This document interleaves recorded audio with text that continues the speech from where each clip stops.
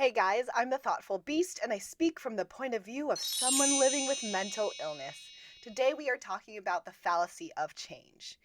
In the fallacy of change, we expect others to change to suit our needs and wants if we pressure them enough. Oh, you don't think this is you? Well, take a good hard look at yourself, lass, because you've probably done this at least once in the past. The fallacy of change is a very common cognitive distortion, and it's very commonly found in romantic relationships.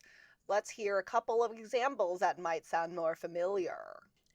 He's just so dark and mysterious. And he needs someone who will understand him, and I can do that. He just needs someone to show him how to love. And then he can love me. And then we'll get married, and then we'll have kids, and it will be super awesome because we'll be super happy. I know art is your passion, but it's not really a career, you know? You're always struggling with money. We can't go out with our friends. You always freak out when around my birthday. I just really think you should consider working for your dad. I know you said you didn't want to talk about it anymore, but I think it's something that you should really consider. Susan, I know you were playing video games when I met you, but we're 30 now. Don't you think we should be focusing on starting a family?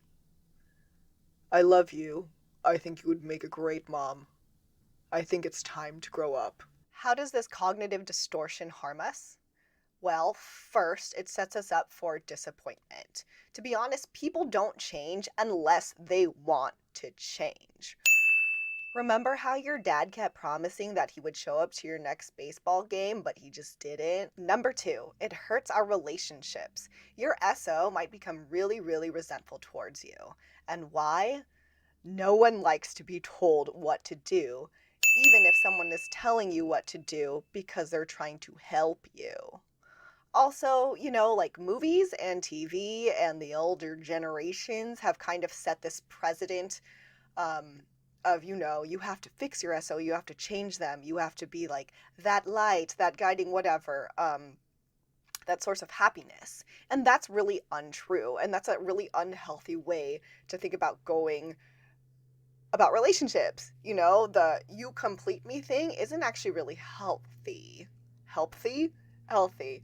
Really, you should be complete yourself and then finding someone else to join your team so y'all can level up together. P.S. The fallacy of change can be one reason why abusive relationships keep going and keep functioning. Think about it. Number three, we are putting our happiness in the hands of other people.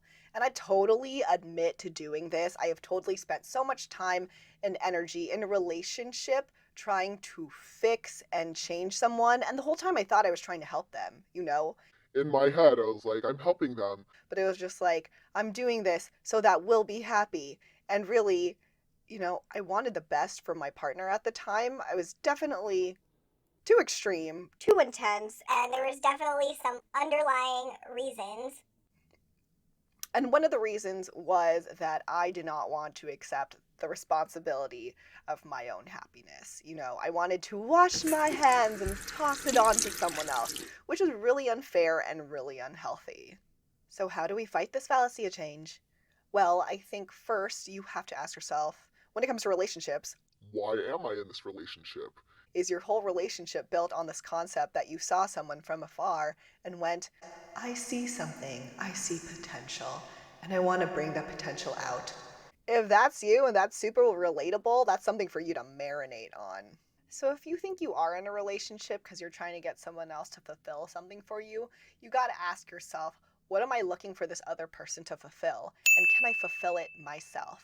Because number three, again, it's best when you take the responsibility of your happiness back into your own hands. When you are in charge of your own happiness, it actually makes all your relationships better. Because one, you are not looking for someone to complete a need for you, and then you're horribly disappointed when they're not or they're struggling to. And two, when you're happy and complete by yourself, you'll know when to leave a bad relationship.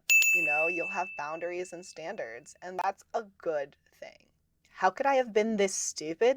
You're not stupid. This is a common way of thinking. This is a common cognitive distortion, and I don't think it comes from malice. It comes from each of us trying to get our needs fulfilled and trying to be happy. Learning about cognitive distortions is about Realizing how you function now and learning about how you function now so that you can function better in the future. And that's really what it's about. So don't hate yourself. Just learn and better yourself. And that's good.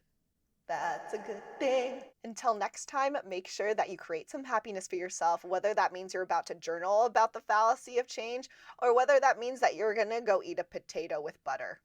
Whichever, it's your choice. Till next time, peace out. How do we fight the fallacy of change? Well, first, we need to do things. Ask yourself why you're in this relationship.